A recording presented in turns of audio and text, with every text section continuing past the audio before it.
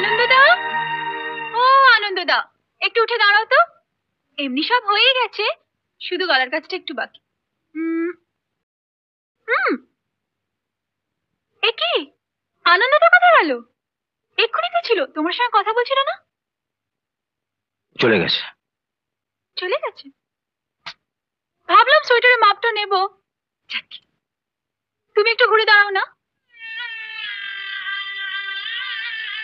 অমন হাঁ করে কি দেখছো? উফ, ঘুরে দাঁড়াও তো, মাপটা নেব।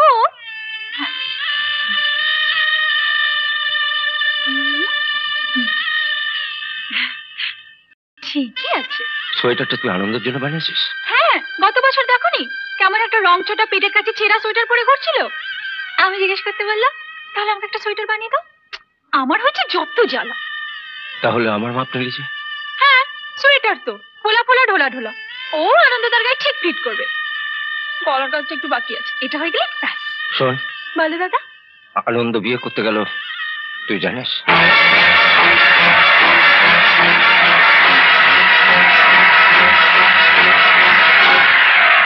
কি বললে দাদা? আনন্দ বিয়ে করতে গেল। বিয়ে করতে গেল? কাকে, কবে, কোথায়? আজ রাত্রি মফস্বল, ট্রেন ধরে চলে গেল। কেমন মেয়ে জানে না, চোখেও দেখেনি।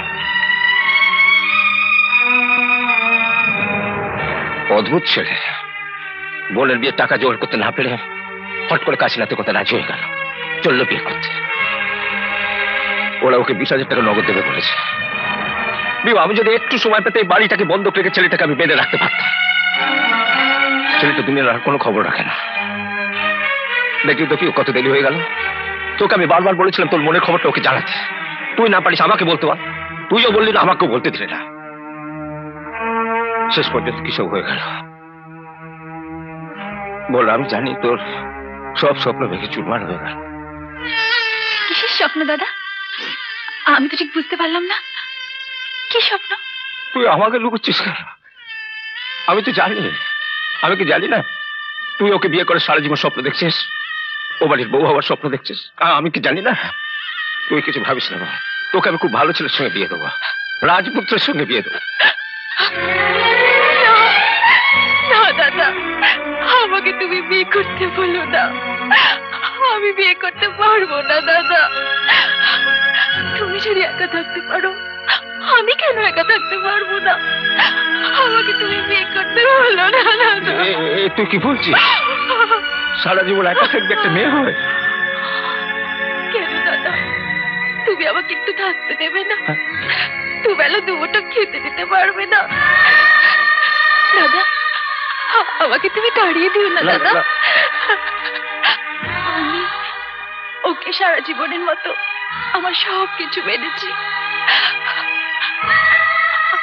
আমি তো পৃথিবীতে ওকে ছাড়া কিছু ভাবিনি দাদা। না, আমি বিয়ে